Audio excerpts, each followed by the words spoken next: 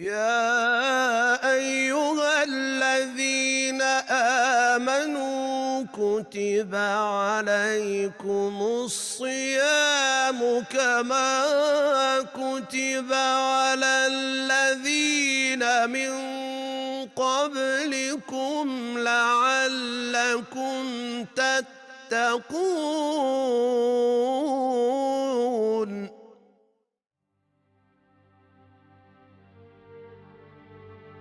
Some people may say, I am better than him because I come from a wealthy family. Or I am better than you because I speak such and such language and you don't. Or he is better because he lives in such and such Western country. Ethnicity, wealth, native language, outer appearance, etc., etc., etc. These are examples of factors that some people consider to be the correct criteria for determining who is better than their peers. We find regarding the current war in Ukraine that some Western politicians remarked that the displaced Ukrainian refugees should be offered special treatment in comparison to refugees from other parts of the world, especially the Muslim world, because they are European and white-skinned and hence better. However, what is Islam's position regarding excellence? Does a person having less melanin in their skin, for example, result in them being better than those who have higher levels of this skin pigment? Islam as a religion established a general principle that all human beings are equal. In other words, they are all equal in their humanity and potential, and it is not these factors that distinguish a person as being better than his peers. So, what then does Islam consider to be the correct criteria? To answer, Allah says in the Holy Quran, Inna akramakum indallahi atqakum. Indeed, the noblest of you in the sight of Allah is the most God-wary among you.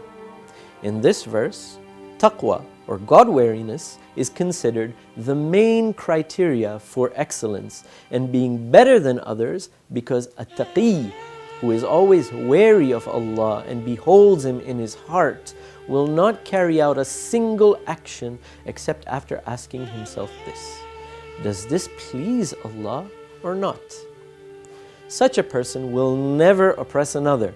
He will always strive to be helpful to others and embody the traits and morals of the Almighty Himself, such as compassion, justice, and forgiveness.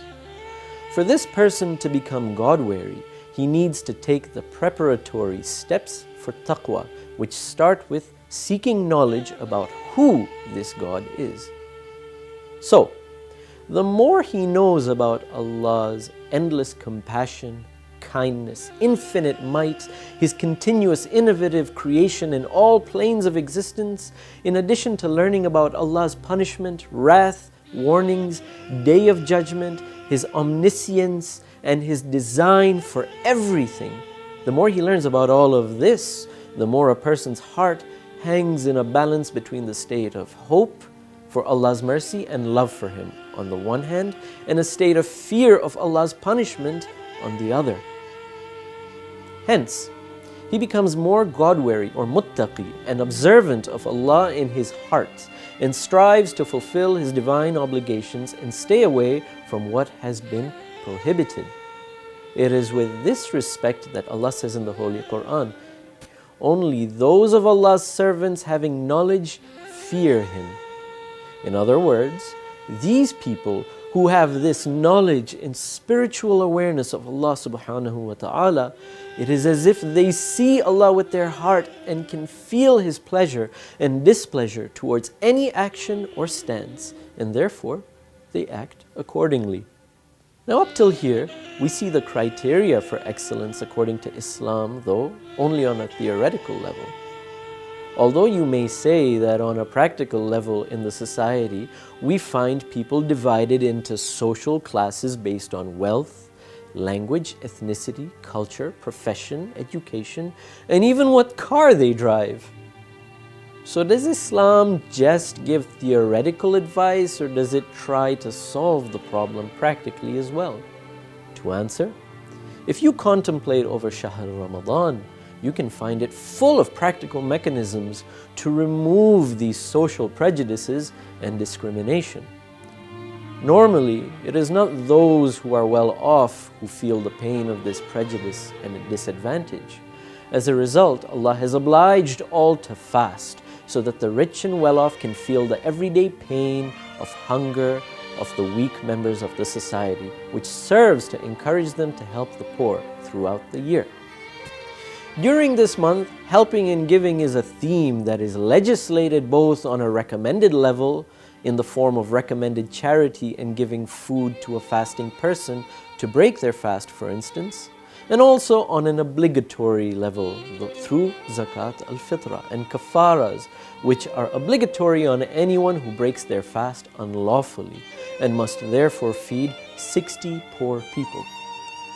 We also find that the poor are not deprived from enjoying their Eid festivities, as the entire Ummah is united and the barriers of economic distinction are removed on the day of Eid through Zakat al-Fitra, which ensures that the needy and their families are also able to have a happy time. Here, it is important to note the fatwa of His Eminence, Ayatollah Sistani, may Allah protect him, which says that the deserving poor people who qualify for Zakat al-Fitra can spend it in any halal way they want.